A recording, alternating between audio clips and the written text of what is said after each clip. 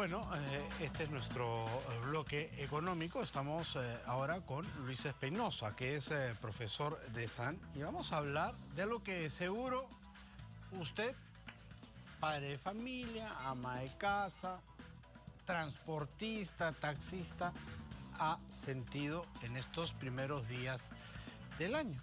Los combustibles han ido subiendo y no entendemos muy bien por qué.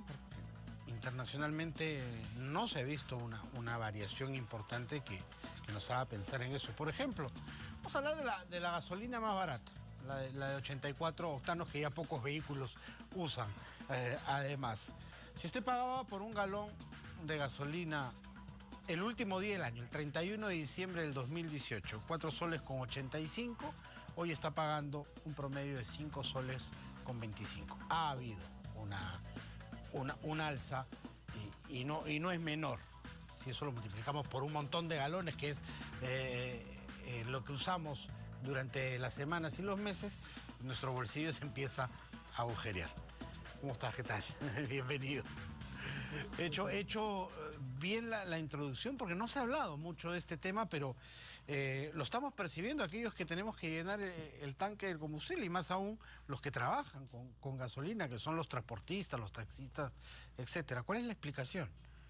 A ver, creo que la explicación es muy variada. A veces nos damos cuenta de los precios de los combustibles cuando hay una subida y en el mercado internacional parecería de que no ha subido tanto, ¿ya? A ver, si regresamos un poquito en el tiempo, en octubre del año pasado, el precio del petróleo tocó su máximo valor, que fue $75, el barril.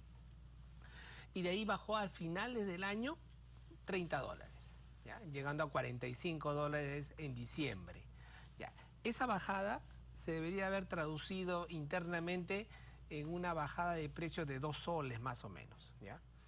Ciertamente los precios bajaron, pero lentamente, ¿ya? Fueron bajando lentamente, ¿ya? Y no llegaron a los 2 soles, bajaron hasta un sol. Siempre son muy rápidos y muy exactos en el alza, en la subida, pero son lentísimos y nunca exactos en el descenso del precio, ¿no? Claro, por esa razón, dado que el mercado de combustible se comporta siempre así, o sea, sube cuando está subiendo y baja lentamente cuando está bajando, ¿no? Internacionalmente el producto. Entonces, por esa razón existe el Fondo de Estabilización de Precios de Combustibles, que trata de amortiguar esas subidas y bajadas, de evitar que eso se traslade al mercado, de tal forma de que no veamos cambios bruscos o rápidos cada semana en las estaciones. Entonces, eso también explica una razón, es el GLP, por ejemplo, no se ha movido de precio casi, porque el Fondo de Estabilización es el que detiene ese precio. Lo detiene cuando llega al alza, a cierto límite, el Estado pone para que no sobrepase, digamos, una banda de equilibrio. Así es. Eso pasa mucho con el GLP, pasa también con el diésel, ¿ya? Por eso que el diésel lo vamos a ver que ciertamente se comporta establemente. Los únicos productos que no están en el Fondo de Estabilización son las gasolinas, ¿ya? Y las gasolinas, desde el 1 de enero de este año, empezaron a subir. Entonces, esa bajada que debió haberse producido de 1 sol adicional, ya no se va a producir porque desde el 1 de enero hasta la fecha ha subido aproximadamente 1 sol, de tal forma que se han empalmado los dos precios. Entonces, hoy día estamos casi con los precios de lista de Petroperú, muy similar a los precios de Ocinermin.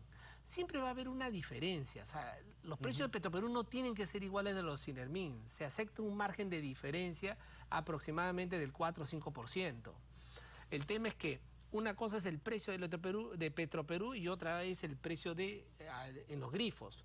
Más o menos entre el precio de Petroperú y el precio del grifo hay un 70-75% más, ¿ya? Producto de los márgenes, de los impuestos que se cargan. Claro, los impuestos selectivos y también los costos, ¿no? Sí. De transporte y demás. Por ejemplo, usted mencionaba de que el precio en Petroperú para la gasolina 84 o el gasol 84 estaba como en 6 soles 50, pero en el grifo llega a 10 soles.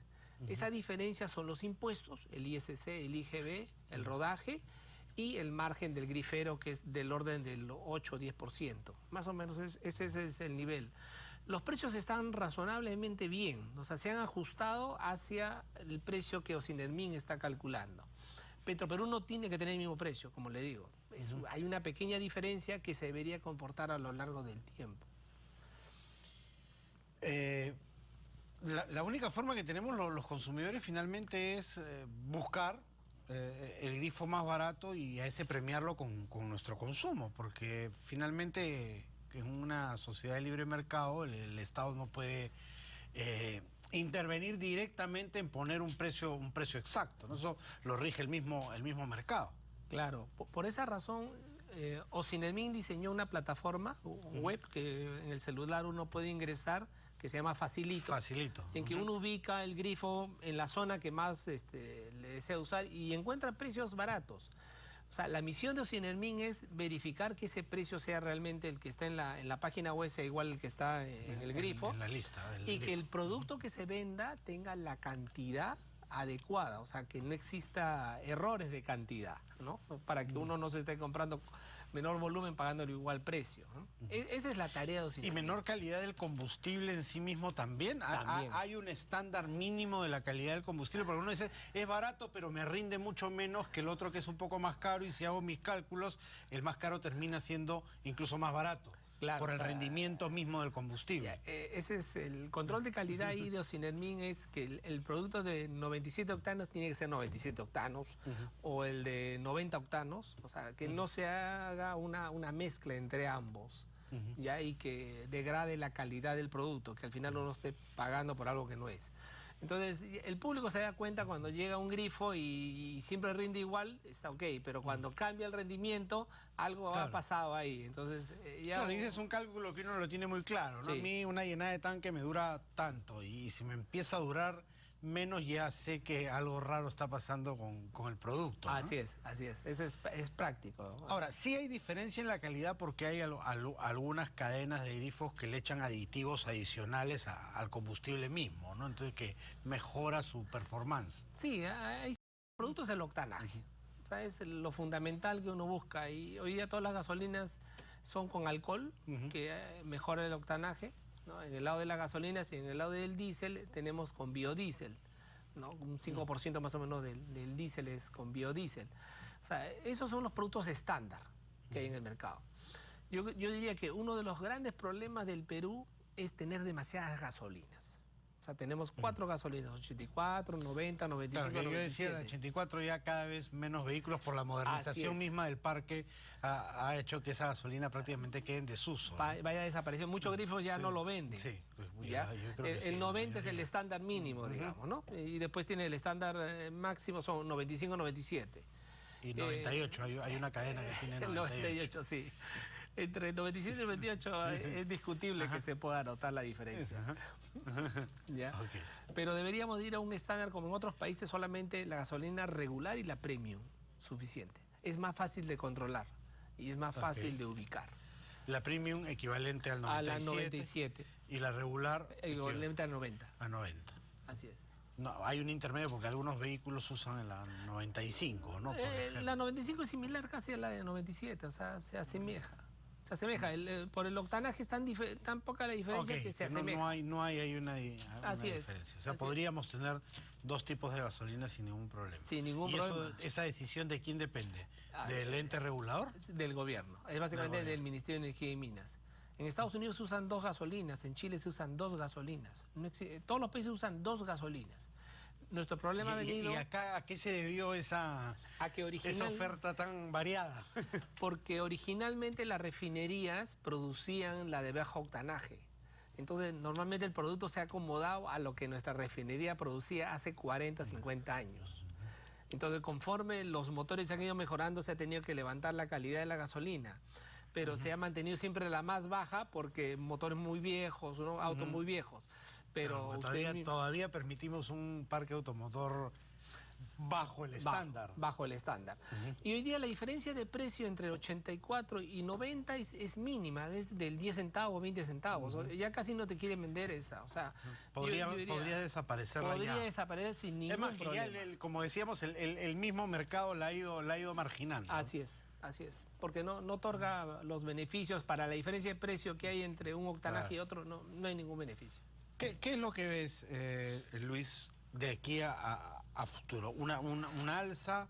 ¿Podemos pronosticar cómo van a estar los precios internacionales en las próximas semanas o meses? Acá lo importante es que Ocinermin, cuando calcula precios de referencia, se llaman, o paridades de importación, ¿ya?, lo que hace es trae productos que se venden en Estados Unidos como producto terminado, gasolinas, diésel, GLP, lo trae hacia el Perú y contra eso pone la referencia para comparar la venta de Petroperú, de Rexol, de cualquier agente se puede comparar.